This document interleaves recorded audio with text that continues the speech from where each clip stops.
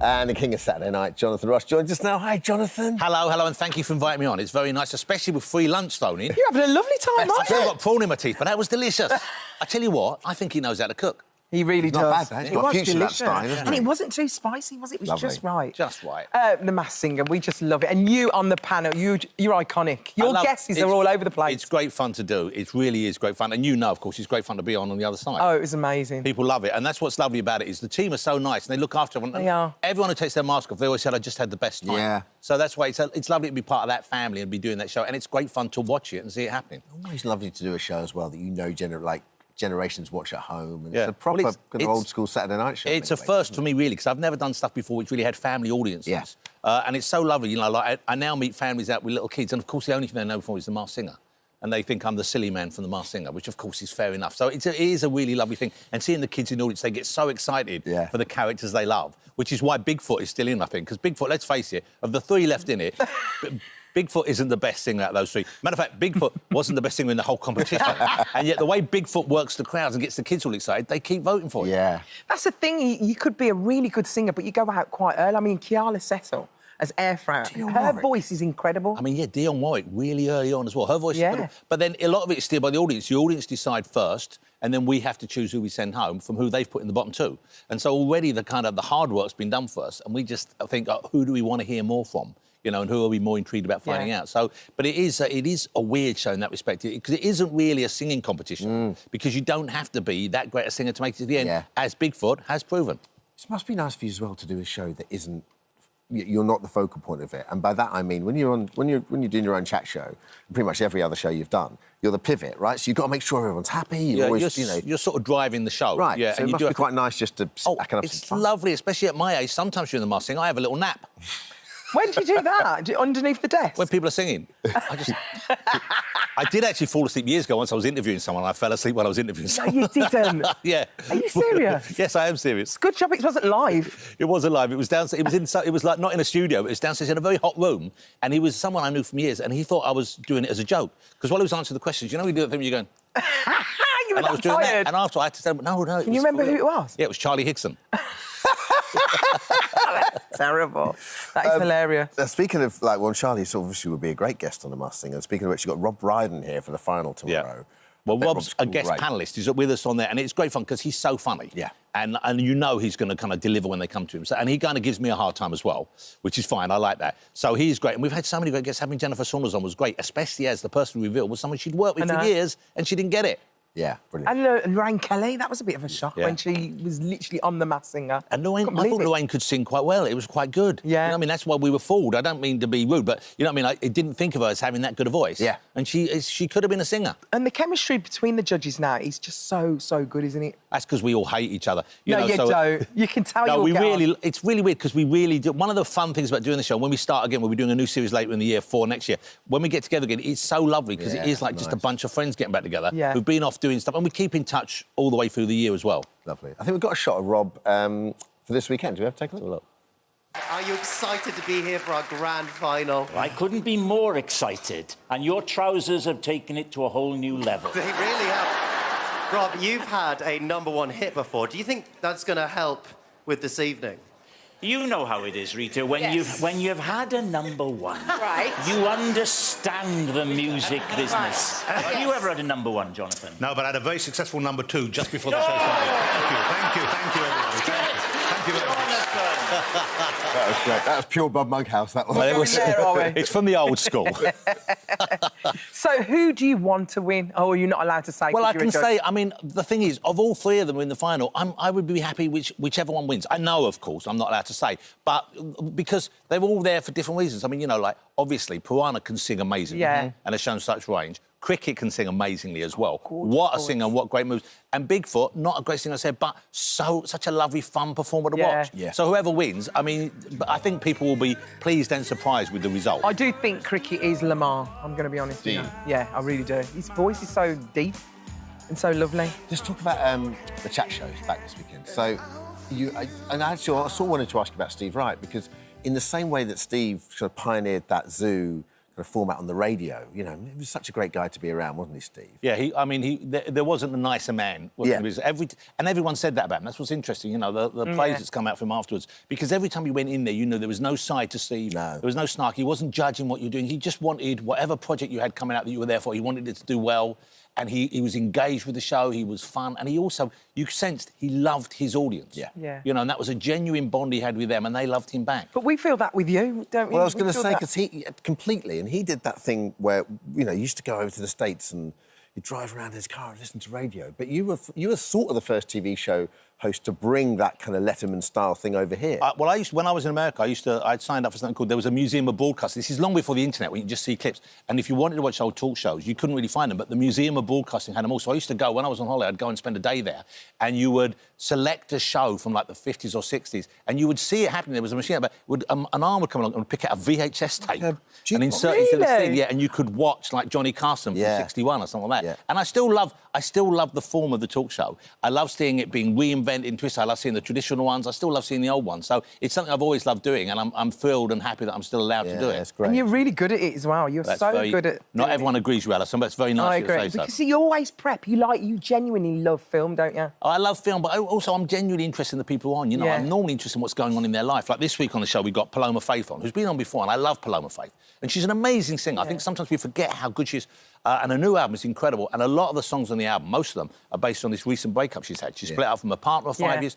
And she's so honest in the songs, but also she's so funny and honest and vulnerable about it on the show. Yeah. You know, and I almost felt like she kept beating herself up about this. She called it a failed relationship. And I was saying, no, it's not. She talked about it on the sofa, didn't she? Yeah. She's so lovely, isn't she? So she was great on it. We had Jack White on, was really fun. KSI was on, who told one extraordinary story that we had to cut out of the show. Oh, gosh, what was it? Tell us that. I can't tell you. I shouldn't have really said that. I'll tell you afterwards. But he was great, and you realise that YouTube generation... Phenomenal. Such a phenomenal level. You know, and he's, like, famous all over the world, whereas older people might not necessarily know who he is, but he's such a charming, likeable lovely guy. He's a great guest, yeah. All the kids love him. And we've got the Oscars. So what's your take on... I mean, it's great we're doing it on ITV. Well, ITV have got the Oscars, so it's free to view, because it's been on Sky for years, so you had to be a Sky subscriber to get it. But now it's free on air on ITV1 and ITVX, and we're going live with it about 10:30, I think, in the evening. So we'll be doing the pre-show. Like you're going to be watching it live? We'll be watching it from one of the studios here. Yeah. And we'll be watching it, and we'll see the red carpet stuff. We've got someone out there reporting the red carpet. You'll see all the outfits. You'll hear all the interviews as people come in. Then when the show starts, and when they go to commercial break, you'll come back to us in the studio. I've got some great guests lined up. Not allowed to say who they are yet, I'm afraid. Shame. I just can't say it. But they are, and we'll be talking about, you know, what we think of the results, what we think of the winners, what we think of the reaction, the speeches, and also who knows what's going to happen tonight. Because the thing about the Oscars is, bit as of we know, drama. well, 2 years ago, the Will Smith moment, you know, you get things like that happen on a fairly regular basis. So who knows? Who could have predicted that, wasn't it? Because, like you said, like Chris Rock told this kind of like OK joke, and then it was just, and then it was just this slow walk. And I remember just reading in my notes, you go, "What floor manager is going to stop Will Smith when he walks on set?" But I thought it was a sketch. Right. At the time, I thought it was, this is such I think a Chris sketch. Rock thought it was a sketch himself. It was so odd. I mean, it was just, there was nothing you could have predicted about it. And also the fallout afterwards, you think, why did it even happen? It's so strange. I heard you have the best dressing rooms ever. Is it true? No, when I do The Masked Singer, when we do The Masked Singer, we do it in a fairly kind of like, very sort of like, not Spartan, but basic studio out in Hemel Hempstead. And so you're in like a portal cabin, and we're there for a couple of weeks solid, so I always try and make it a bit more like home. So I will take you on the first day, I'll bring in a record player, a coffee machine, some posters, a comic rack, video games. Bring a chair. van. I'll bring a chair with a thing like that. eye mask. I'm in there relaxing the whole time. Well, outside, you know, they're all getting their... They've got their glam squad to make them look good. And I realise now no glam squad in the world can make me look good. So I'm just lying there and I'm thinking, you know what, I might as well spend the time with a coffee and a movie. Brilliant. Oh, absolutely. Thank you, Jonathan. Lovely. My pleasure. Masked Singer final tomorrow, ITV 7, and then Jonathan Ross show starts tomorrow at 9:50. ITV1, ITVX. The Oscars coverage starts on 9 o'clock, ITV1 and X on Sunday. 9 o'clock? Oh, I better cancel my earlier appointment. I thought it was 10:30. Loose women.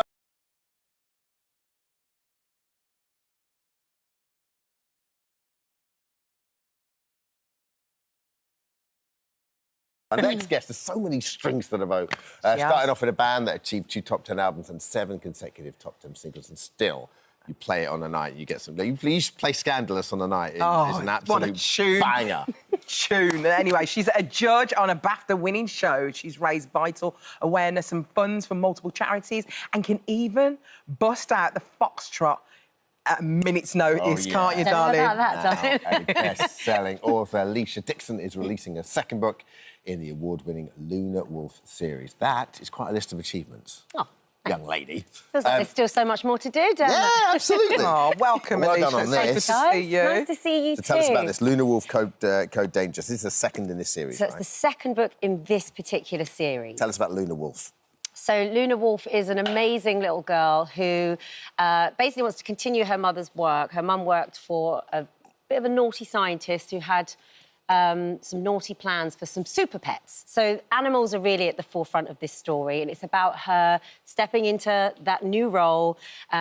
She has to deal with the media. She has to find the villain who have got an alternative plan for the super pets, essentially. Right. So she's on a mission to help these animals and protect them. Including a polar bear, a tiger, a crocodile, and an eagle. Yeah, well, kids just love animals, don't they? So I just felt, for me, as somebody that's supported so many animal charities, that I really wanted to put them at the forefront of a story. Yeah, lovely. You know, and yeah, so there's people that have got an agenda, which is what happens in the real world. So I think with kids, you can really show them how important it is to protect them and treat them with kindness and speak up for animals in a way that they can't for themselves. Where did your love of animals stem from? Where did it start? I mean, I grew up with animals. I've always had them around me. My mum is a huge animal activist in her own way, and we've always rescued dogs. I've been on many sort of missions myself in terms of bear rescues. I've done undercover filming at dodgy venues in Thailand. Really?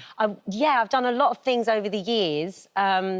And it just felt like a no-brainer to sort of show children, you know, what's out there. As you know, there's a lot of animals that are exploited for the wrong reasons. So it just felt befitting to put that in a story, but in a very fun and entertaining way. What was your bear rescue? Oh, yeah, so I got to go out to Romania and I got to... World Animal Protection have been working for years to try and rescue this bear that was in the most horrific condition. And I got to be a part of that rescue, and we put the bear into... Well, I didn't personally lift him up myself. You watched? I was Come on, there. amp up the story. I was So anyway, got it on my documenting it all. shoulders. And then, you know, seeing the bear go into this amazing sanctuary was incredible. I've actually been on this show a few times and talked about some of those missions that I've done in the past. So it feels like a lovely little full circle moment. It's a beautiful book. Yeah. It really is. Now, obviously, you've got daughters. Yes. Have they read it? Well, I was just saying to Dermot, my 10-year-old, she's only read Lightning Girl, my first book. I mean, this is my 8th children's book. How rude. She's got an opinion on everything. So she chose some of the character names. She's not happy with me that I didn't change her outfit for book 2. She said I shouldn't have put her in that yellow top. Oh, she's not feeling this little outfit She likes the outfit, but because it was on the first book, she thinks I should have changed it for the second one. So that's a bit annoying. So she's got an opinion about it, but she hasn't read that one yet. Lisa, the thing that took me back when I started writing for kids was when you go out and you do the book tours. And you see, and the kids know your book way better than you know. Oh, they do. And they they're so tell you honest. about yourself. They're so honest. But the level of engagement really took me back, and just getting kids to read is the most important thing. 100%. There's nothing nicer than having a parent come up to you and say, thank you, my child is now reading because your book inspired them. And, you know, Azura was the reason I started writing books in the first place. I don't know about you, Alison, but when I was younger, I didn't have any books that had a girl that looked like us on the cover. It's the first thing I said. I said it looks like when I was a kid, that did. Exactly. When would you ever see a book like that? It's so nice. Yeah, and when you read the book, there's so many nods to my Jamaican heritage. You know, I would have loved to have read a book that talked about ackee and saltfish and a bit of Beres Hammond. So it's like having these cultural references makes children feel at home when they read it and when they feel seen within the book. Did you know Beres Hammond was my cousin? What? Yeah. I only just found out the other day. Yeah. Are you like joking? A third cousin. Are you joking? Found out when? Like the other day, Please don't someone tell told me me, you're someone in my winding me family. I'm not actually... We need to get him on the show. Because You've done DNA Journey. Yeah, seriously, he's like my third cousin. Please get him on the show, and then he can do a little show for us all as well. I know. Anyway. Wow. That's amazing. Let's talk about Britain's Got Talent. It's coming back in. I know. Just drop that one. Yeah, I'll just pick that name up for you. Giles, dropping those bombs. But anyway, listen. Britain's Got Talent is coming back in the spring. Yeah, we just finished Manchester. What's the talent saying? The talent is always good. You know how it goes. Like, people are just amazing, aren't they? They are. The things where they find them, these producers. Well, they come from all over the world now. They literally come from all over the world. When the show's been on that long, you've got to appreciate this, like, a 10-year-old watching the first year is now 20 or whatever, and then... And they're inspired to come on the show. But, yeah, it's been a crazy ride, a lot of rule-breaking again. Since Bruno's joined the panel, there's a lot of... The rules have all gone out the window. He's so funny, the way he stands up and he's shouting. He doesn't know how to sit. It's literally like sitting next to an excitable puppy. Lisa, what do you get excited to see when you do talent? Do you love the dance troupes? Do you love the singers? Do you love... Is there anyone in particular that you go, oh, I embrace it all, but more than ever, I just like connecting with people and hearing their stories and, you know, figuring out what it is about the show that made them come on this year and why they felt moved to do so. And once you connect with the person, you're just willing them to do well. So whatever shape or form it comes in, whoever it is, I just want them to have the best moment that they possibly can. Do you play back? Do you hold back on the golden... I don't know what I'd be with my golden buzzer. I do a bit. You don't want to play it too early. Yeah, you don't want to let it go but too I know what I'm soon. like. You only get one, day don't you? one. You are supposed to get one, but that rule seems to have gone out of the window. That's Simon. Well, it's Bruno and Simon, the pair of them. But generally speaking, I'm the last one to press it. I'm a bit more particular. Yeah. But when I do, I like it to be something meaningful. So my Golden Buzzer Act this year, he is doing a lot of good in the world, and I'm so happy that he's got this platform to show what he does. Simon busts those rules so much. He's such a rebel. The X Factor used to go, I fancy the overs this year, but we're going to change the category to 25 and a half. And you're like, what? Do you know, the producers, they still haven't learnt that if you want him to do something, ask him to do the opposite. Because he is a born rebel. True. That's so clever. I love it, though. It's like anything goes. Ask him to do the opposite. What about asking you to do some new music? When's that going to happen? Yeah. I'm actually going to the studio and I leave here. Oh, my God, we had a contestant come on the show this year, I don't think they'll mind me saying, that did The Boy Does Nothing heavy metal style. No! Whoa. Did you like it? I buzzed it pretty quick. Yeah. It was intense. Stop. It was so intense. But, yeah, I am putting out music this year. Great. Yeah, I'm actually really excited. I've been writing for a long time and it's time to put something into the world. And how does that music compare to the stuff we're watching now? And well, this stuff was you of did when its you were time, young? right? Yeah, right. So, totally. So what do you like to write about now? What's your views now? I mean, the Alicia Show album was very pop and it worked at the time, but I think for me... It's a big concept album. It was a lot of fun. Yeah, the mission statement for me at the moment is I'm just writing music that I love, that I listen to, that's authentic to me, that when you hear it, you'll go, oh, that's the Alicia I know. Yeah. Do you know what I mean? And that's really the mission statement. Good for you. Yeah. Alicia, you are absolutely smashing it. Author, judge, pop star. Back at you, babes. Presenter, everything. Oh, thank you, darling. You're incredible. Thank you so much for joining us. Thank the you book so is out much. now. Yes. Luna Wolf, Code Danger. Yes. Alicia Dixon. Yeah. Right now. Thanks, you, darling. Thank you.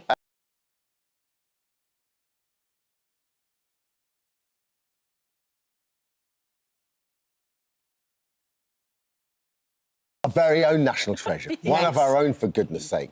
It's she's been on our screens for a couple of years. Television, but now she joined just after.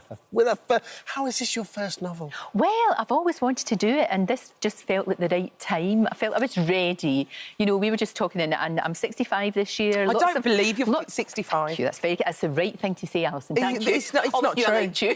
But it felt like the right time, and you know, I really loved doing it. I mean, I just feel as if I found what I really want to do. So, it's been The amazing. Island Swimmer. Yes. Up to Tide Turns, you can't hold it back. It's just set in the Orkney Island. It's set in Orkney. Tell us the story. Well, it's really essentially about a young girl who has to leave Orkney under really traumatic circumstances. You find out later what's happened. She comes down to London, tries to rebuild her life, but because of what's happened, she doesn't feel that she's worthy of happiness or contentment or a decent relationship. So she has a pretty grim time, and then she's got to go back to Orkney when her father gets really sick and try and reconnect with everyone. So a lot of people have said that they can relate to that a lot. It's called The Island Swimmer, and there's a group called the Selkies, and a Selkie is a half seal, half woman in Orkney mythology. So they're called the Selkies, and there's a lovely, lovely wise lady called Freya who gets everybody together. And it's a lovely way to get lots of different women from lots of different backgrounds together. And swimming is Evie is very, very scared of water, and you find out why. Yeah.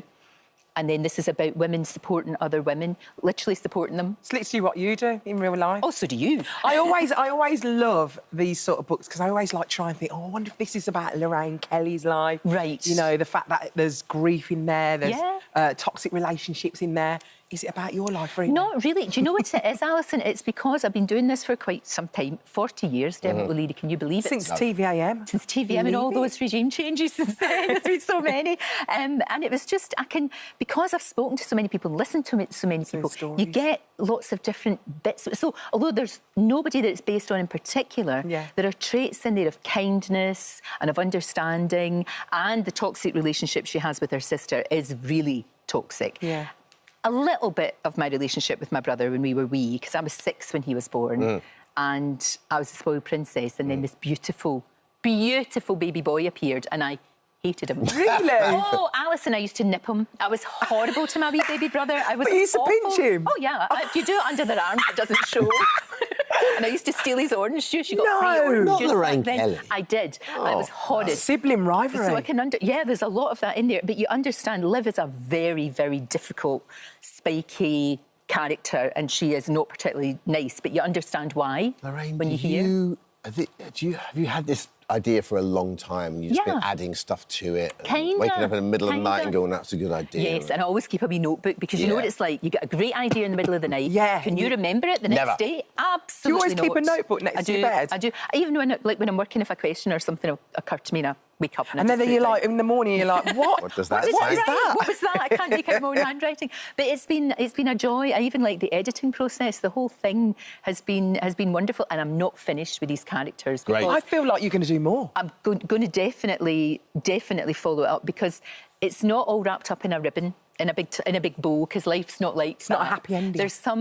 There's some things are resolved, but there's a lot more and I don't want to say bye-bye to them. And why the Orkney Islands? Is it because... I love Orkney. Yeah. I love Orkney. It's beautiful. I've been going there since the 80s. Yeah. I go back every single year. So beautiful. Oh, look at that. It's just part of the world. I've never... Like, Orkney and Shetland. You'll love it. Really You'll love it. And Shetland is beautiful as well. Do you get a flight there? How do you get there? Easy peasy. You can get the ferry, and in the summer you can get a little tiny ferry from John O'Groats. But you can get the ferry, you can fly. In Orkney, it's the shortest flight in the world. It's from Papa Westray to Westray, and it's a minute.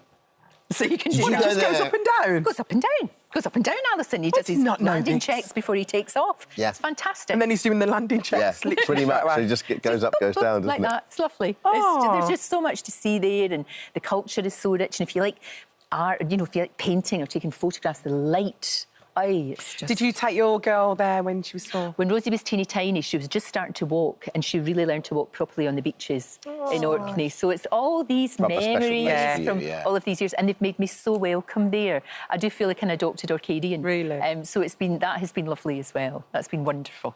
Your career has just been wonderful. I've been 40 very years lucky, since Alison. TVAM. Very lucky. What have you learnt from your career? Where are we at now? Like, mentally, Lorraine Kelly, where are you at? Oh, gosh, I just feel incredibly lucky. I still love it. It's like you too. Every single day is different. Every day is a school day. I love the fact that I've got, a team that's of all ages.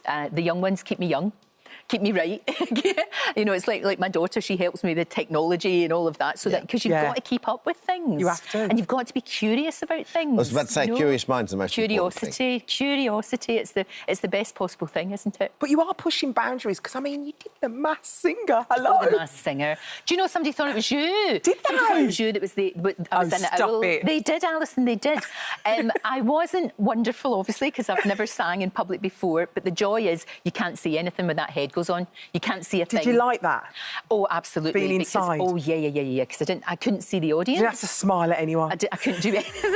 I just was really worried about learning the lines, which is why... Oh, God, look at me. Oh, I thought you were great. So sorry, You know what?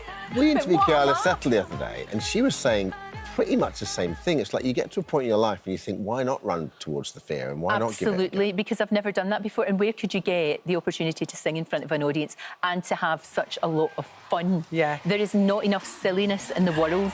When you were revealed, that was the best. It was so funny.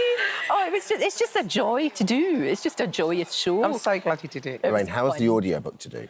I've done the audiobook, so you can't do it. How many hours did it take?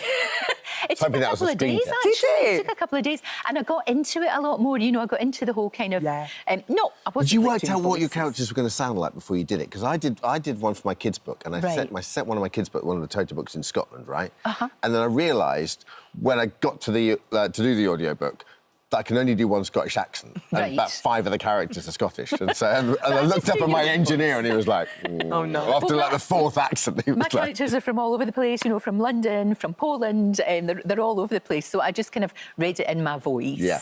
And, and hope for the best. But it's been amazing. It's been so lovely to be all over the country, talking to people, meeting readers and viewers. And it's just, it's been an absolute joy. And it's not going to stop at this one book, is it? No, I've got to... I feel like you really enjoy writing. I loved it. Absolutely loved it. It was difficult because you have to carve the time out. You know, you have to be really, really disciplined, and I had to say no to a lot of things. Yeah. And my poor husband had to pick up a lot of slack. Yeah. You know, he was taking the dog for a walk, or he was doing all the things, you know, just The best thing is to go on holiday when you're writing. Just go away. Go away. Go abroad. But then, too many distractions, Alison. Yeah. Too many distractions. I'm thinking... Lovely, like, thatched cottage, little sort of westy, glass of whiskey, roaring log fire. Getting done in a couple of weeks. So many distractions. But I loved it. I loved the whole process. You've had this unbelievable career because you've sort of, I wouldn't call it luck, but you've had a lot of it is. Yeah, but you've witnessed some awful things as a reporter. But are those you know, whether it's Dunblane, Lockerbie, Piper Alpha we were talking about before, those sort of formative in the young reporters. Oh, absolutely, so of course. What do you learn from those events as you get Well, older? I think compassion as well, and very much it was because of those stories were very difficult to do. Obviously, of course they were, but that's your job. But because back then breakfast telly was still quite young, still quite in its infancy, and it was. We were trying to convey not just what was happening, but how people were feeling as well. Yeah. So that gave me an opportunity, I think, to have a lot more empathy, never mawkish, but a lot more empathy with people and you know, talking to people about how they were feeling, how they were coping, and somehow trying to help in any way that you could. So, they're tough to do, those stories, but they're really, really important. And, of course, things have changed now. But when I was first a reporter, we didn't have the internet or mobile phones or anything like that. And it's... I know you're going to be talking about that, about under-16s. I don't know how you take their phones away. I think agree. It's going to be really, really difficult. I think you can maybe limit it, maybe put some parental control on it. But to be honest with you, to say take to them your away. 16-year-old, I'm going to take your phone away these days. Stick around, have a chat with Ferrari. I'll be watching. I'll bring a cup of tea and I'll be watching them. Thanks, Lorraine. The Island Swimmer. Thank you so much. Out now by Lorraine Kelly. Alison Hammond is holding it, therefore it will be So a Sunday beautifully. Times bestseller.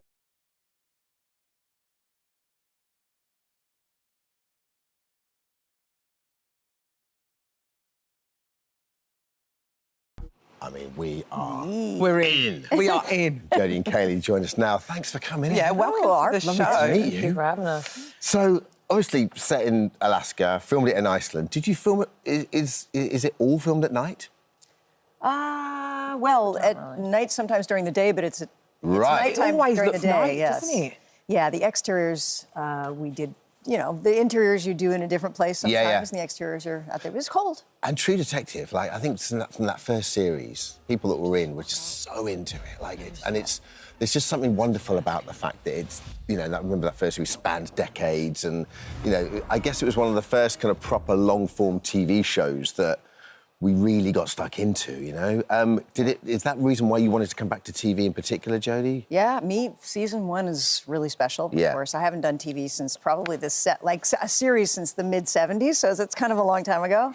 But we loved the show. I know you were a big fan of the show. Absolutely. I mean, I watched season 1 probably way too many times, but it's one of those seasons you have to watch again, and you might miss something, and you might find something else you like. It was just that captivating to me, at least. Yeah. Remember that shot? There's this great shot, that one Steadicam shot that goes from. Oh my God! And I can't remember like the amount of times I've watched that where you just go, you're just transfixed by it with Matthew McConaughey. Yeah. It's like the longest one I've ever seen in my life. Yeah. I'm like, if somebody messes up, this is gonna be really bad. So good. And Kaylee, you rock up to set. Okay, you're relatively new, you know, it's your third acting role, and you rock up, Jodie Foster's there. Are you like a sponge where you just suck all the wisdom, all the knowledge out of Jodie? What did you do on set? So I approached her and I had a standoff, stare-off, like I was at a fight. No, I mean, it was, of course, it was intimidating, but I was excited. I mean, it wasn't anything that I was scared and I wasn't in good hands. I just was like, this is gonna be an amazing journey, and what better person to have to learn from. So I did have a fangirl moment when she walked in for the first rehearsal, but I was like, I can't let them see me sweat. I gotta chill. But you are holding your own. You literally are. She's so good, and I'm sure when you saw her tapes, first of all, was you really impressed? Yeah, I really was, and just so excited to know that that was going to be my partner in the film. I mean, what's extraordinary about the show is, and what I loved about it was so satisfying, is that it really is Kaylee's journey. It's her voice. She is the central voice of the show.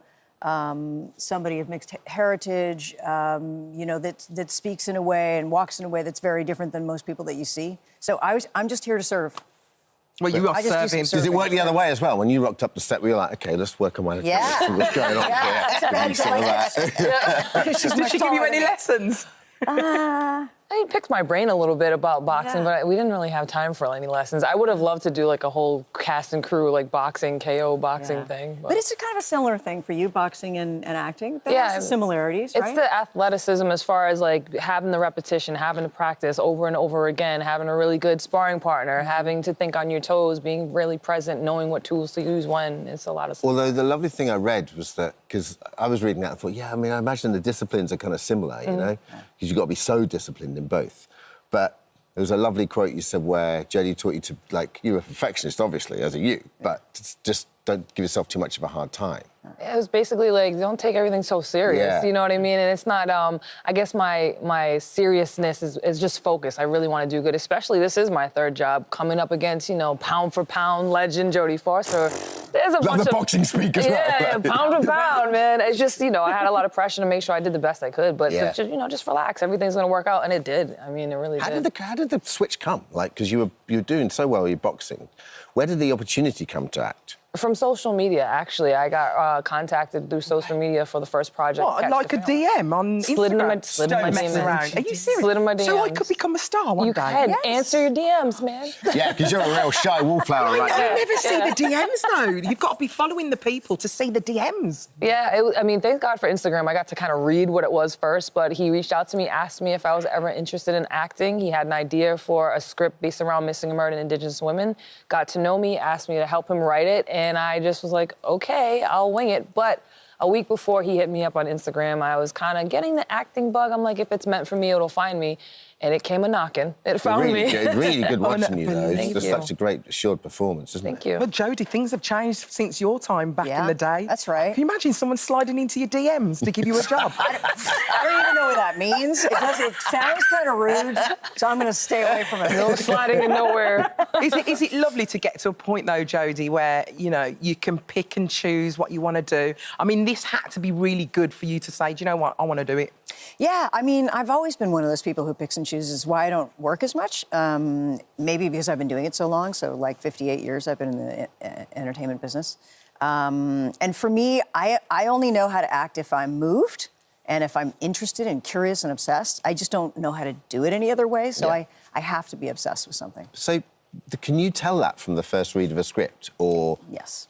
Really? Yes, you can. That instinctive, like what, like first few but pages, it doesn't mean or? it doesn't need work. You know, sometimes it needs to be challenged. It needs to work in different directions. I'm usually much more interested in the story, and then I get to the character, and then I think, how can I make the character better? You know, to sort of serve the story. So this character, for example, Danvers, the woman that I play, was very different in the original script. Oh, really? We changed it completely, you know. I love the chemistry between the two of you, because it's basically it's a cold case, right? I mean, the storylines are, and you were taken off and made a state trooper. Yes. And now you're kind of back in on the action, and there's obviously a lot of respect going on between the two of you, if not... Yeah, but not any friendship. It's, you know, they don't like each other. No! And there's all sorts of reasons why they don't. Do they get to like each other?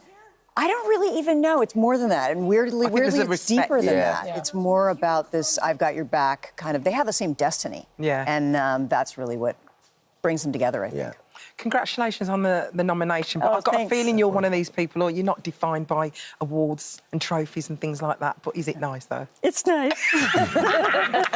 It's nice to be defined by an Oscar. It is. It's nice. You know, when I was a kid, we all would go to my mom's room, to her bed, and we had a black and white TV. And we'd all watch the Oscars as kids. And so, you know, it has a nostalgia thing to me. Like, I never thought that I would be a part of that community. Yeah. So it's a big thing. Do you think you appreciated it at 14 when you was nominated? You were 14 years old when you were nominated. Yeah, I did. I was really scared. And when they said my name, I broke out in hives. Really? So I had welts all over my face and all over my body the second they said my name.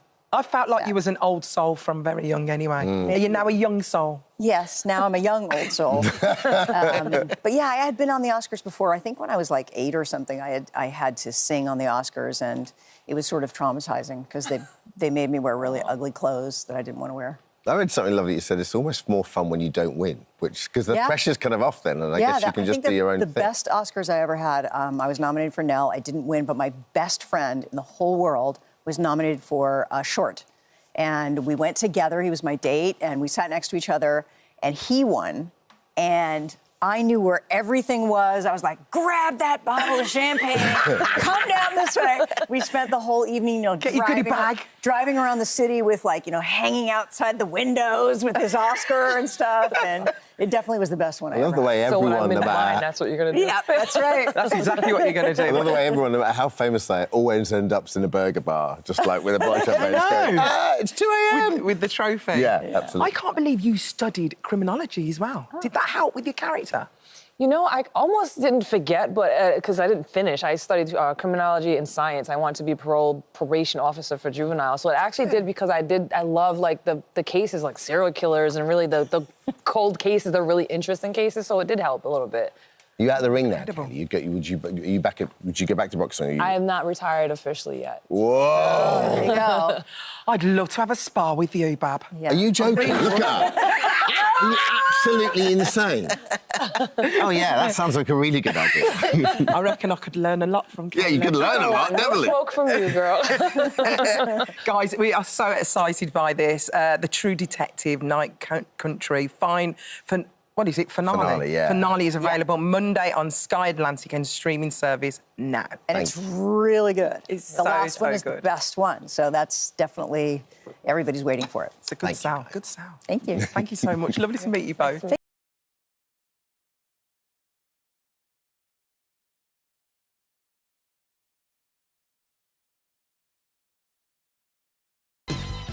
And McLaren F1 star Lando joins us now from Silverstone.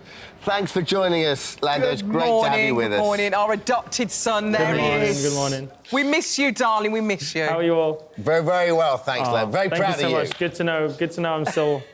Good to know I'm still your son. Yeah, you absolutely are. So, Lando, overall last season, how was it for you? Were you happy? Do you think it went well? I know it didn't start so well, but it kind of seemed like it came good after a few races.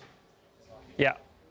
Yeah, exactly that. We didn't start the way we wanted to, but we knew it from a very early stage, and we turned the whole season around completely. So going on to score as many podiums as we did, turning the car around as much as we did, fighting, being the second most competitive team on the whole second half of the season was definitely not something we expected, but definitely something we wanted to achieve. So I was very proud of everyone.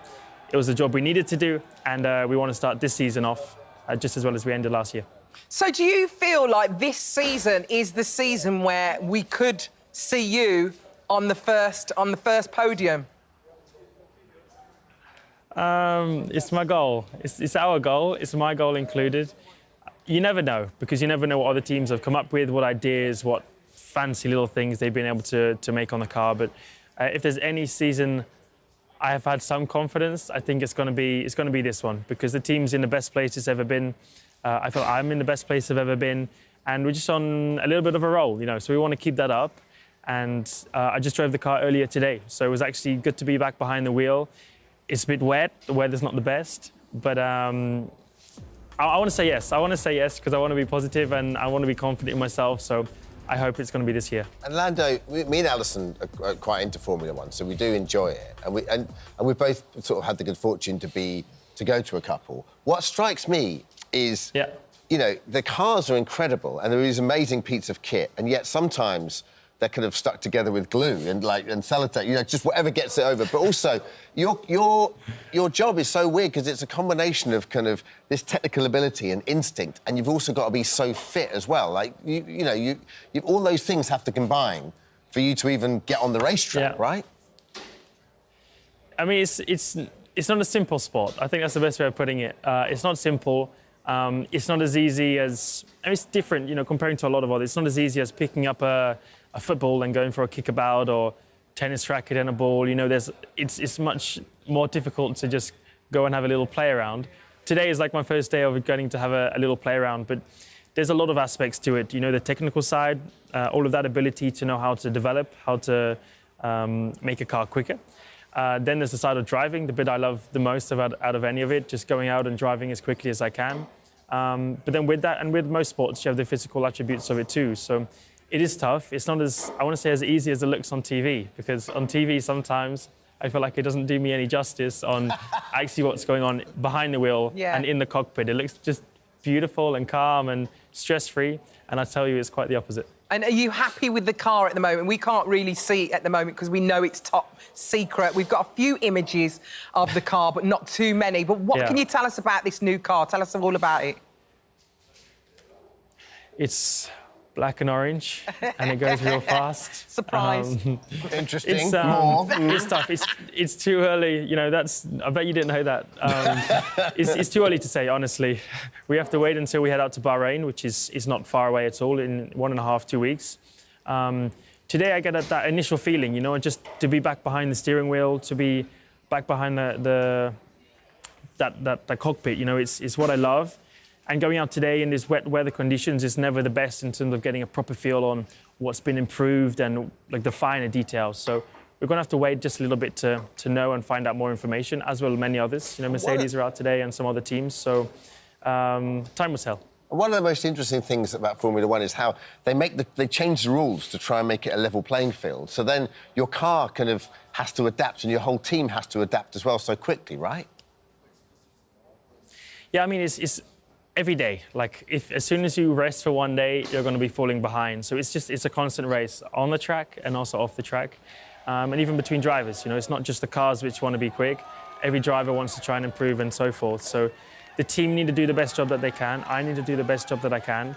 And there's no rest from now, and I say from last year. You know, years roll over to years. So as soon as you get some advantage, that's going to continue for a long time. So we work very hard to try and give ourselves any advantage that we can. But yeah, you're always trying to improve the car, make it a bit quicker, make it easier to drive. You're always trying to come up with new ideas and trying things and testing things. But that's part of Formula One. That's what makes it so exciting, that people are innovative and coming up with special ideas and tricks that you might never have seen before. And I think that's something that makes it very special.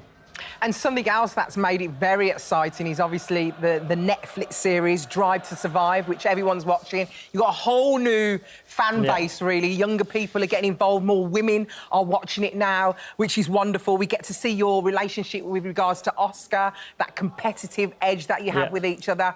I mean, how do you keep yourself grounded? Brilliant question. It's just the people I have around me. I think that's probably the most important thing. You know, Netflix has been great for Formula One. For us as a sport, I think you've been able to see a lot more on what goes into it. Instead of just a driver putting a helmet on and going around the circuit, you see a lot more what goes into every day, what goes into the risks, the rewards, the tough moments, the special moments. You know, you see personalities and attitudes and all of these things, and I think that's something that gives the viewer and the person watching a much better understanding of what it takes to be in the position that we're in. And Lando, you know, obviously some bits are very tough, but I enjoy a lot. It's an incredible sport. It's an incredible opportunity you have, and you get paid well for it. But when you're away, you're pretty much away for a huge chunk of the year. So do you get to see your friends? Do you keep in touch with the same guys you grew up with? I try to. I mean, a lot of the people I grew up with are people I was racing against. You know, that's how early my life started with racing. So I actually brought a few of my friends. They're just next to me now. A few of my friends here today, because it's not often I get to bring them along and kind of see a bit more behind the scenes. So spending time with family and friends for me has always been very important. It's not easy to do it in the middle of the season, so I try and make the most of it when it's not the middle of the season. Well, listen, you can come and see your family soon. We're always here in the studio. We can't wait for you to come in. We're so proud of you and everything that you do, darling. Thank you so much. Nice to see you guys. This could be the season. This could be the season. Thank you. We will be. Yeah, you never know. Thanks, Lando. We should go to the Formula One and actually just masquerade as his parents. I'll bring him a lunch box. How do you think we adopted him? He's our adopted son. I'll bring him his lunch. Yeah. You can give him... Wash him behind the ears. Yeah. I didn't think you were still there, Lando. Sorry. Oh, you're still there. We're just dreaming. Thanks, Lando. Thank Best you. of luck, mate.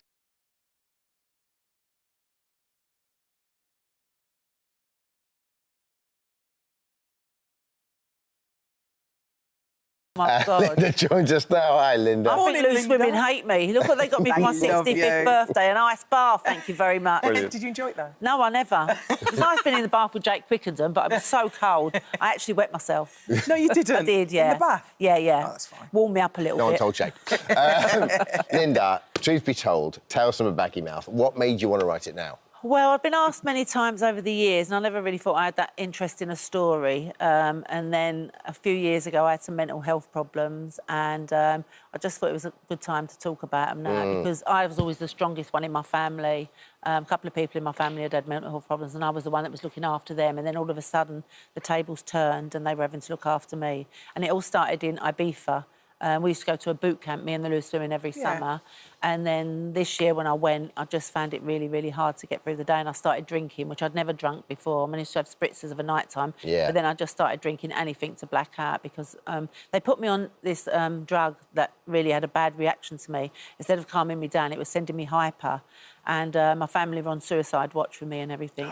But so that was like bad? Yeah, it was so bad, honestly. I mean, you've known me for a long time, and I've always been like, right, all right. I can remember a time where I just didn't see you. There was 2 years where I weren't on loose women, and then I went back to loose women 4 years ago, and everything's been fine. I'm off of all medication. I haven't drunk for 4 years and everything, and it just felt like the right time and that. And I met a lovely lady called Beth Neal, who was with Penguin, and she started telling me, she remembered things that I'd forgotten. She said, remember when you did a film with Richard Burton and Billy Connolly? I went, oh, my God, yeah, I did The Absolution. And then just so many things. So, and it all started from, like, Anna Scher, a teacher. She was a primary school teacher, and she started taking drama classes. And me, Kathy Burke, Martin and Gary Kemp, Gillian Talforth, so many people were there, and it was never a money-making concern, it was 10p a class. And then directors and casting directors started coming down, and we were known as real kids rather than the jazz hand kids. Yeah. And that all started like 55, it'll be 56 years ago, because I was 10 when I first started coming to these studios. Wow. All those years There's ago. something in that I don't know, square couple of miles up in N1, isn't yeah, it? Yeah, we had Tony Hadley on the That's on the right, couch yeah, last yeah, week. yeah. And, you know, Spandau, I remember reading, I said it to him, I remember, like, those boys grew up playing in bombed-out sites, you know, and then suddenly they're there, new romantic movement, with the Anna Scher things, really, that kind of working-class theatre, Martin and Gary Kemp used to work on a fruit stall in Essex Road. That was, like, their first Saturday job and that. But I always felt that I'm just a normal woman, but in my life, some extraordinary things have happened to me. I've met some amazing people. So I was doing a play called Telstar in the West End, which was all about a music producer called Joe Meek. Yeah. And so we'd have lots of people like the Pet Shop Boys, George and Michael came to see it. And one night I'd get shot and killed at the interval, and the rest of the cast, there was 11 boys, were still there. And then the stage doorman said, oh, someone big's in tonight to see you. So I went, yeah, I know, Christine and Neil Hamilton. He went, no, someone bigger than that. And it was Tom Hanks. No. Came down into our dressing room with wine for me and the rest of the cast and that. And then, like, some funny stories. There's lots of funny stuff in there as well. My kids have obviously taken out everything they wanted taken out, so I'm lucky there's more than 2 chapters left in there. So did the kids get the final say on the edit? My 2 sisters as well got the final say, so they took out what they wanted taken out. Yeah. But I think I've been really truthful and that in it, and I've had some amazing times and that. So I once had a dream that I was on a train on the Eurostar with Elton John, like, and it was a nighttime sort of dream and that. So. Something we can't mention. We can't mention, no, because it's daytime television. Yeah. So I sent him a letter because Simone, one of our makeup ladies, works with Elton. She travels in his private jet everywhere. So I sent him a message saying, "Dear Elton, do you remember when we behaved badly?" I want to say what it was. Yeah, in my dream, and then he sent me back a letter saying, "Dear Linda, it wasn't the Eurostar, it was the Orient Express, and we made so much noise they chucked us off." I've still got the letter at home now. Yeah, That's so sweet. The fact that you've been so honest in this memoir is lovely, and also the fact that it was someone from Loose Women who helped you when you was going through your issues regarding alcohol and things like that. Yeah. It was someone really special. Well, they were all amazing, honestly. So when I was off for 2 years, they'd ring my kids every day to see if I was OK, Janet, all the girls and that. But it was Stacey, while we was in Ibiza, that came home early with me because I had a proper breakdown out there, and I went straight to a rehab place and that. And then my kids arrived and my husband got there and everything. And I was in there for probably quite a few months and that. And they'd come and visit me on a Sunday. But I felt a lot of guilt for what I'd put my family through, you know, like, 'cause as I said before, I was always the strong one, and then they were having to look after me all the time. But everything's changed now. We're 4 years on, and everything's back to normal. I've done a couple of films this year. I've been really, really busy. I've done a few things with Leslie Joseph, my mate. And You're seeing her today, aren't you? Yeah, I'm seeing her later. I'm going to see her in the theatre in the West End. So we're best mates. We all know you growing up, people of a certain generation from Birds of a Feather. You and Pauline Quirk and Leslie, it's such an iconic TV show. Yeah. But you did so much more before you even started on that. So where did the first break come from? Well, the first thing I ever did was a Saturday morning pictures film called Junket 89. So for people that don't remember, because I'm quite old now, but on a Saturday morning it was always cheap pictures. I think it was 10p to go and watch a Children's Film Foundation film. So cheap. And that was it was, wasn't it? Yeah. So cheap. And then from there, I then did a lot of stuff with Pauline Quirk. So we did You Must Be Joking, Pauline's Quirks, Pauline's People, and that. And how did those two shows get made? Like, were you just jobbing like child actors? Yeah. And we used to share jobs as well. So I worked in a pub, I worked in a fish and chip shop. But I've met some amazing people over the years. Like last year, I went to Mallorca with Leslie. So she does West End musicals all the time. One of the producers invited her out to Mallorca. They said, ask Linda if she wants to come. So we went out there. We had a lovely villa. We were staying there. Someone came and gave us a massage. And then one of the producers said, Catherine's invited us for lunch. Do you want to go, girls? And we went, is there a swimming pool there? And they went, yeah. So we got in this minibus, drove to the top of this mountain, and Michael Douglas was waiting for us there. Oh, stop it. Yeah.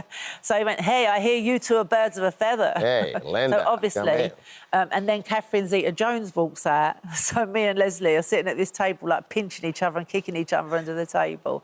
And they made us a really, really lovely lunch, and we had the loveliest day, honestly. And then was you like, can we go in your swimming pool now? We did get in the swimming pool, I know, yeah. But they were lovely to their staff as well, so there was someone cooking for us. Yeah. You know, when they do all the posh food with all the flowers and all that over it. It was lovely. And then I got home and my son rang me. He said, you had a good day? I said, yeah, I've had lunch with Catherine Zeta-Jones and Michael Douglas. He went, you're a liar. I went, I'm not, son, honestly. I've got a picture to show you, just to prove it. I feel like you've told us the whole Exactly. And there's so much more. But listen, best of luck with it, Linda Truth be Robson. told. Truth be told, tell us from my baggy mouth. And it is all the truth in there as well. Yeah. But there's lots of funny stuff, not just the depression as well. So. Brilliant. Thank you. Thank you very much. Chatting.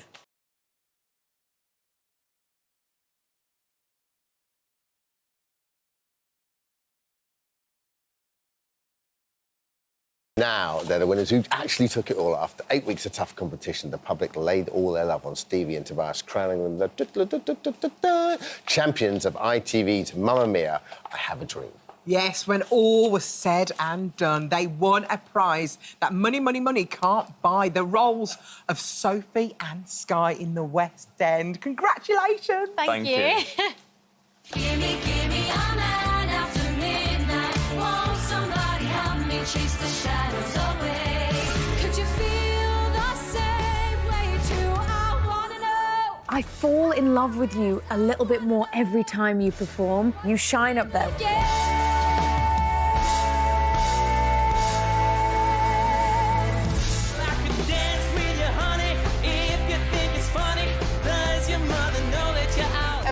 No woman was safe.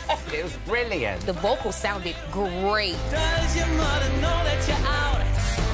It's simple and it's plain. Why should I complain? I can now reveal that the winners are Stevie and Tobias.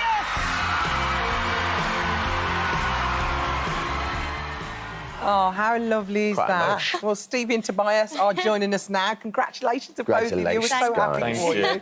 How's it going? You're in the West End. Are you enjoying it? Is it hard work? Yeah, it is hard work, but it doesn't feel like work. It literally is like a little dream come true, honestly. It's amazing. I'm having so much fun. Yeah. And is it everything you thought it was going to be, Tobias? Yeah, and so much more as well. Like, everyone has been so welcoming to us and so lovely. It's genuinely, like, the best thing. After you won, and then before the theatre started, how much time did you have, like, to sort of get cracking and rehearse? And I think there was about a month total. We had about 2 weeks off over Christmas and New Year's, and then there was 3 weeks rehearsals. Yeah. It's not an awful lot. No, it was about 12 days we had. It was the day after I was in trying on costumes, though. So that was I didn't even have a second to process anything. It was like, you've won, okay, try on the costumes. I was like, great. So what was that first show like? I don't remember any of it. It was such a blur. Really? Yeah, it was such a blur. I think my body kind of went into autopilot and was like, do it, do your best. And then I kind of woke up afterwards and I was like, oh, yeah, we just did that. Yeah. The rest I've loved. Yeah. And I can remember all of it. Yeah. But that first one's a bit of a blur. That crowd reaction at the end of the first show. I know. I think you can, like, the fact that you say it's short rehearsals, the fact that you've been in Greece, I think that was kind of your rehearsal anyway. You knew each other so well. Yeah. You got to know each other.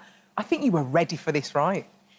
I think so. We had such a great time over there, and like I said, we covered so much material from like, all the other songs. So in a way, I feel like we did go in slightly knowing more than perhaps in other audition processes, but it's something different about learning the entire musical, I guess. It's just a different beast.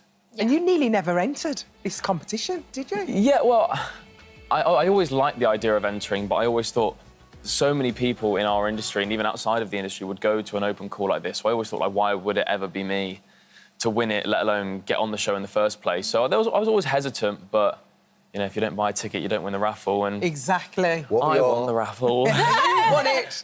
What were your highlights of being out there? Were there any moments where you thought, actually, you know what, this is going to get going my way, or...? Yeah, mine was when we were the very first day of filming. We were running towards the church, and we were running towards 100 Greek extras that were all joining in for this first opener, and we were all, it was like golden hour. The sun was coming down, and we were all just like, wow. Just think about the fact that we've got to this point, and it was the very first day, and everyone was there. It was just amazing. Especially when you start to see all those extras and stuff, because the performances are properly epic, weren't they? Yeah. Chucked everything. Yeah, so good. Yeah. Are you still in touch with anybody else? I know you're living with Maddie now, aren't you? Yeah, we live together. I love that. Yeah. You just said, right, we're going to London, we're going to live together. No, well, we both lived in London already, but I was moving house. She needed to move house as well, and I literally didn't want to be without her, so I was like, let's just move in. It's so lovely, the bonds that you created. Yeah. You all got a WhatsApp group still? Yeah. And it's still going. Yeah. It's going strong, yeah. Oh, lovely. How much are you enjoying doing this, though? Is this like everything you ever dreamed of? Yes, Yeah, it's and the more. best thing. It's incredible, honestly. I pinch myself every time I'm on the stage. Yeah, it's, like I said before, it's way more than I ever thought it'd be, and it's an absolute honour to do it 8 times a week Yeah. with Stevie and everyone else in the show as well. It's Well, really listen, thanks for bringing your whole set with us. I mean, it's really nice. It looks quite heavy. It's really the nice. travel size one. Really nice. So You should good. take that everywhere you go. You go, all right, yeah, we'll do a couple of numbers.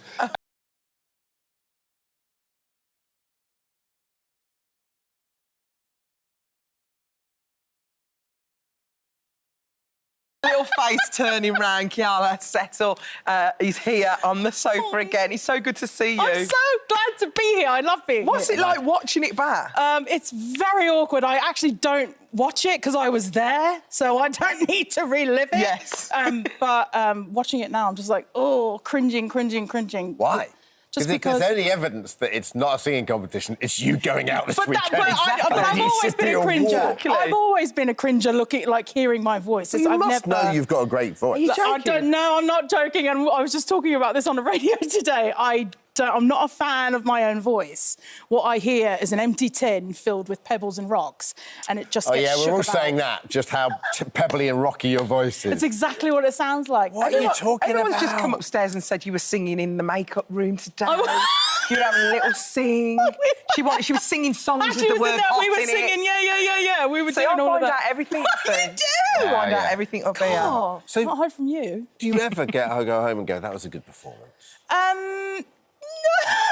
What I do say to myself is, you did it.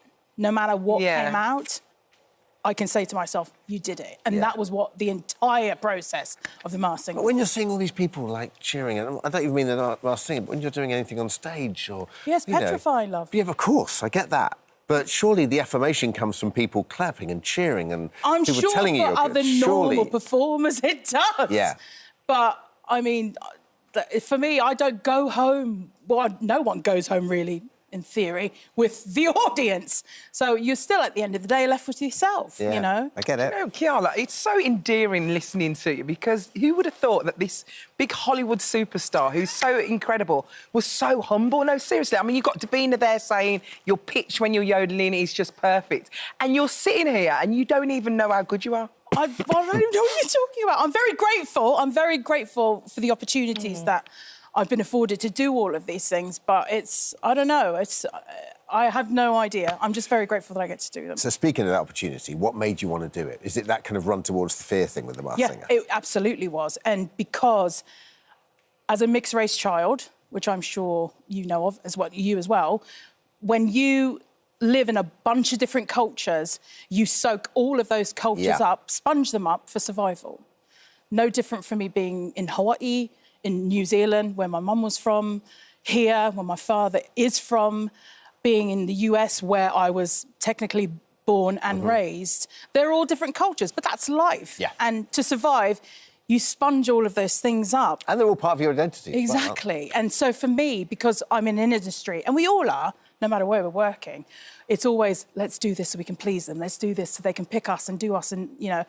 And you forget, for me, I forgot who I was for so long, so long. And this show was an opportunity for me to go, right, you have chosen a box for yourself to hide in, to literally hide away from the audience that you're about to perform for, choosing songs that you would never do look just as this, because in our world, I would never be asked to do those things.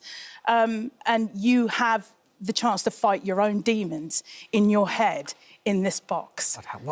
And the deepest answer anyone's ever given to going on The Masked Singer. You know what I mean? Sure. And some people go on for a laugh. It's like, well, let's see how I go. And I love that they can do that. Yeah. But what I learned from being on it was that it isn't all serious, and that there is so much waiting for all of us to just enjoy if I let go. So that's great.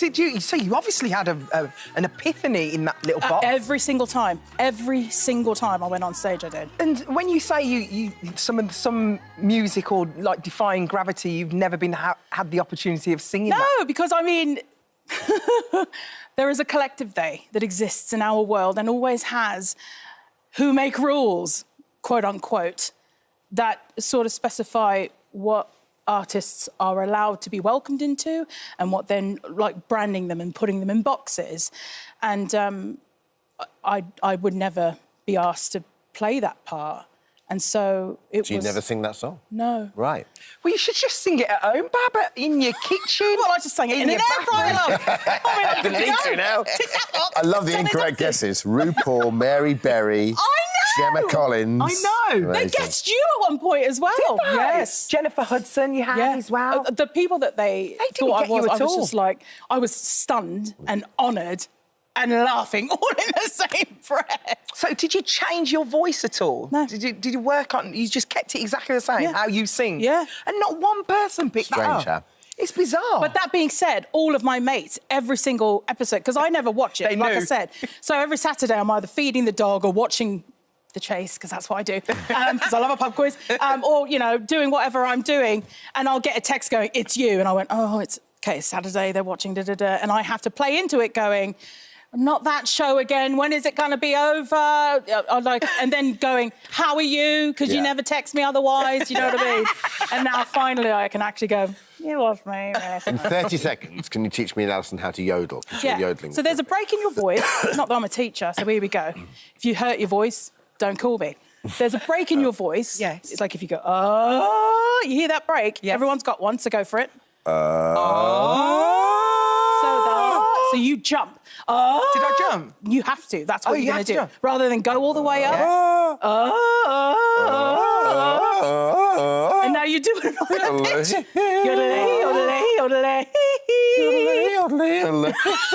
That was good. That's the best lesson I've ever been given since secondary The school. end. Thank you. I don't understand it. I'm glad you understood it. Perfect student. Thank you so much. Masked Singer, final is on Saturday, ITV1, ITVX. What are you doing next? I am putting music out, actually, in a couple of weeks that good. I've been writing, because I've turned to that and put a lot of my own, you know, things that I've learned into music, so I'm really excited to release it. So it'll be coming out and working towards a concert Come back here. and... I'm coming to see it. I'm going to that concert. That's all I know. Thanks, Kiara. Still to come.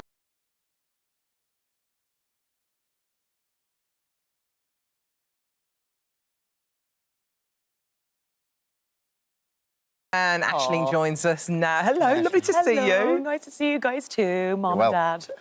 Oh, nice thing to be TV called. Mum and Dad. Thank you.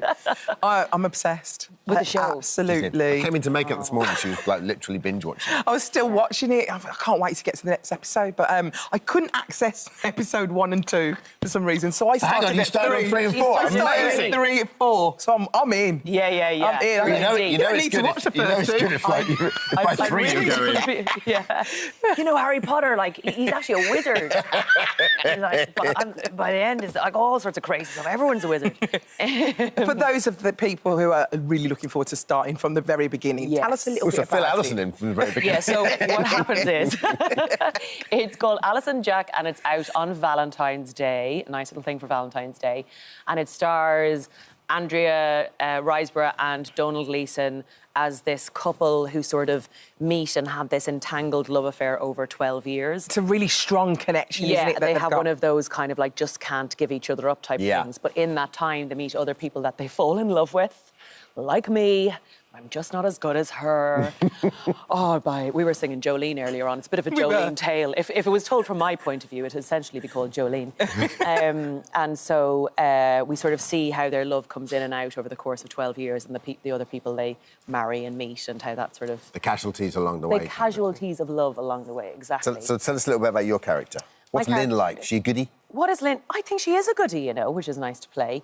I think her and Donal, the characters weren't written Irish, but we both accidentally are Irish. Well, maybe on purpose. Was it on purpose, Lord?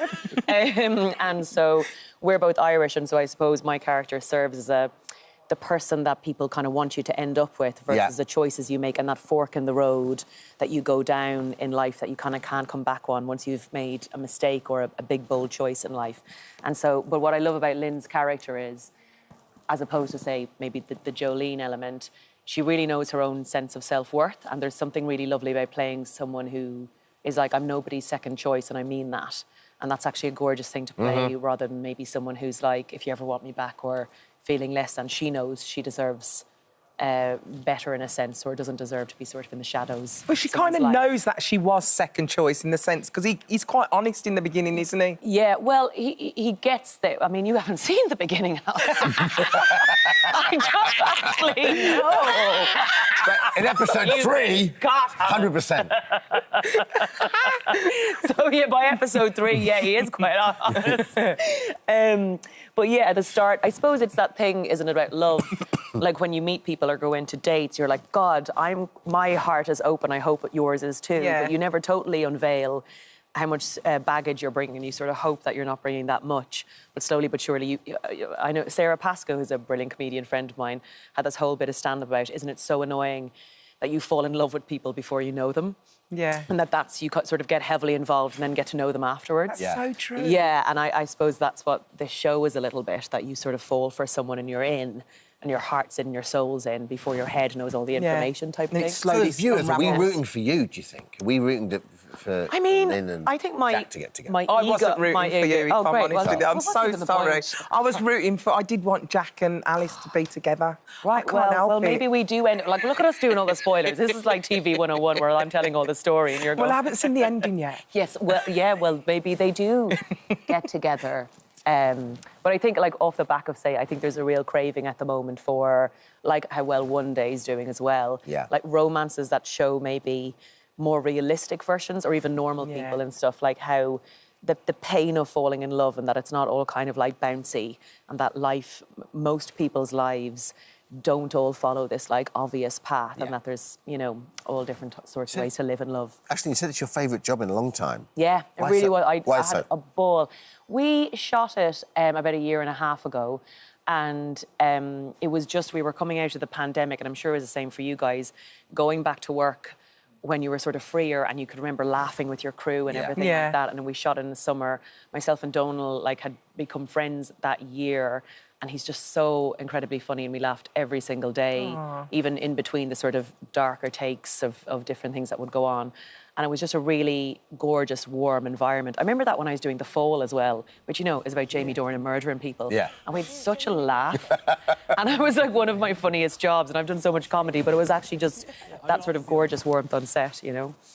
What has been, I'm interested, because obviously it's coming out on Valentine's Day. Yes. What has been your worst Valentine's?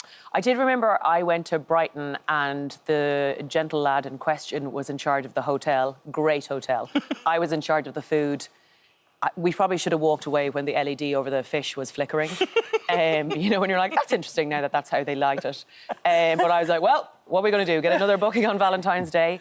And within 24 hours, we'd seen more of each other than any couple. Really? Yeah, like the inside of our heart, but also our bowels. You didn't stay together? We didn't. It didn't actually work out, but that comes in episode 3 of my autobiography. So Only 30 seconds left, but Laugh Out Loud Ireland. We had Graham on yeah. talking about it. How much it looked brilliant, that show. So that's a show on Amazon where they do versions of it everywhere, and it's comedians trying not to make each other laugh. I don't know how you did it. You know, so hard. Well, by the end, I got really, really drunk. Like, I really, really did get quite, on the whiskies by the end. So I don't remember how I did it either. Alison Jack on Channel 4 Wednesdays. Oh, please watch. Valentine's Day. Thanks a million, Ashley. Thank you, Ashley.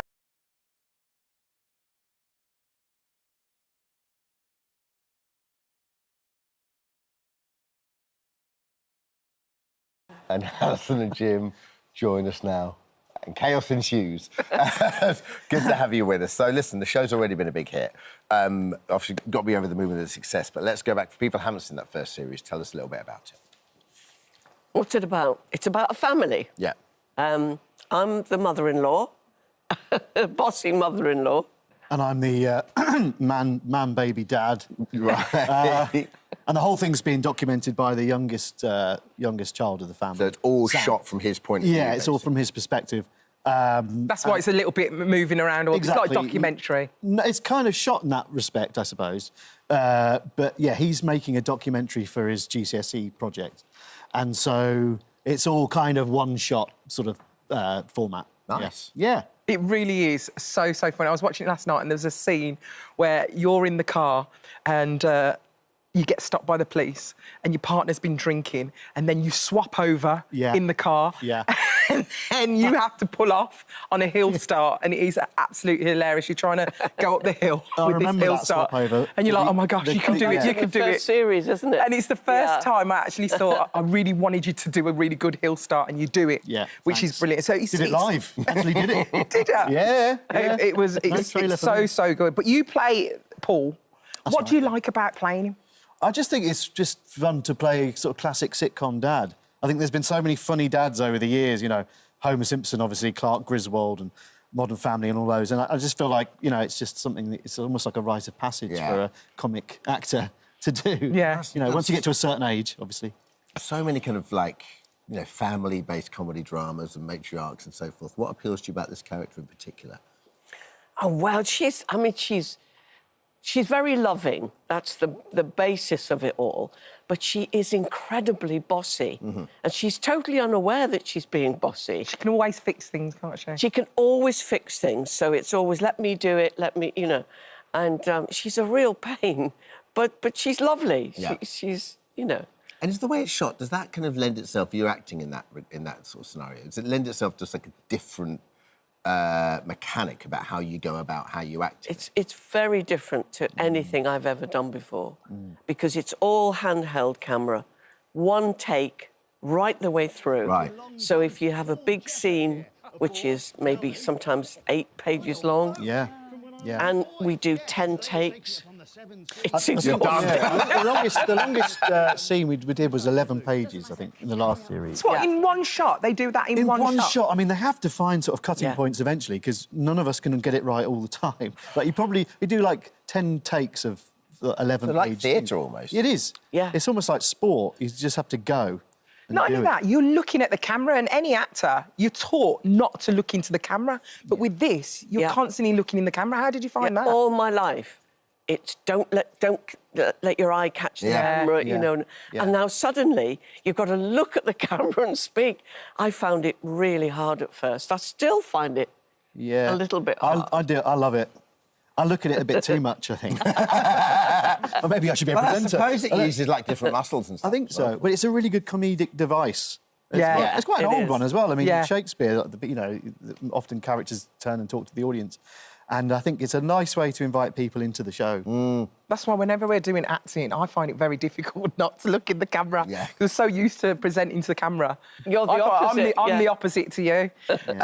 Great cast as well, just looking at that, Catherine Parkinson. Yeah. And playing in the Sam. Oh, no, it's brilliant cast. Oh, gosh, yeah. What do you think the secret to this show's success is? The fact that you got a second series. What do you think it is that resonates with the audience? Well, I think Tom's writing, first and foremost. I think Tom Baston, who plays Robin in the show, my brother-in-law, is a quiet genius. You know, he's written so many amazing things on stage. Brilliant. Absolutely TV, brilliant. Film wrote Plebs, and he's written for National and all sorts of stuff. So, you know, that's first and foremost, I think, the genius of the show. But I think what's key to it is that throughout the chaos, throughout the kind of goofiness and everything else, there's genuine heart there, and you sort of see how much they love each other. Yeah, I love that. It's so hard to launch a sitcom now. Like, the tough things to launch, you've got to... You know, so we've got to be working because something has to resonate for it to punch through. You know, it's not an easy thing to do now, a sitcom, is it? Of course, Tom is in it as well. He plays Robin. Yeah. And you know, you think to yourself, oh, having the writer, you know, on set with you, playing a part, you know, but you forget that he's the writer because he's just the actor when he's doing that. Is he protective over the script, though? Is he like, oh, you didn't get that line right, Alison? Can He's you not, is he? Not really, no. I mean, only if it's sort of, if it has to sort of, you have to sort of mark a specific beat in the story or the plot. Yeah. But he's actually very generous. He's really generous. He is. He's got a lot of faith He in never criticises, you know, he'll never say, oh, that line, you know. He doesn't do any of that, He trusts you. Yeah. And I think if he's got anything to say, he'll do it through the director, which is how it should be done. And Jim, you're flying as well. I mean, you know, Ghosts was such a great show. I mean, congratulations on that, you know, writing and being in that. And even Mark Hamill, like Luke Skywalker. I know. Like, your 8-year-old self must be freaking out when he told you, when you found that out. Yeah, I still get a buzz, even with anyone, really, any sort of hero of mine, if they sort of know I exist in some way. It's a real buzz. But yeah, Luke Skywalker is top tier. Pretty much up there, isn't it? But once again, what a successul show and what a brilliant, probably not an easy pitch when you first started out with Ghost. Pretty high concept. And also kind of, I suppose, a trope, really, you know, a haunted house and a couple moving into a haunted house. You know, so good. You know, people have seen that before. But, you know, we managed to sort of get the characters rounded off nicely, and I think that's what appealed to people in the end, the sense of a real gang and a family, actually. Yeah. You know. Lovely. And Alison, Gavin and Stacey was left on such a great cliffhanger. It wasn't up until just before... Up until that. I actually felt like I was watching a sitcom. We're back in. It was so good. Would you like it to return? Oh, I'd love it. Would you have the time for it, though? No. Well, I'd find the time. I mean, you know, it's been a dream, I think, for all of us who were in it since we did that Christmas special, for it to come back. Yeah. And I mean, if I had £1 for every time somebody stops me in the street and says, is there going to be any more Gavin and Stacey? I'd be a rich woman. Do they still call you the Pam nicknames and things like that in the street? Pamela, yeah. Yeah. Yeah. No, it's lovely that it's so popular. It really is. It really... I mean, when people say, I've watched it so many times, I love it. As a family, we all sit and watch it together. It's just so nice, you know. I heard you play Robbie Williams' grandma. Oh, yes, I did a film in Melbourne. It was about 18 months, 2 years ago now. Time goes so quickly. Yeah. Yeah, but the film's not come out yet. So I think they're still... I'm looking forward to seeing that. Here We Go continues tonight, 8 p.m. on BBC One, all episodes on the iPlayer. Thank you, Jim. Thank you for joining us. Thank you. For having us. Get over there and eat some ribs.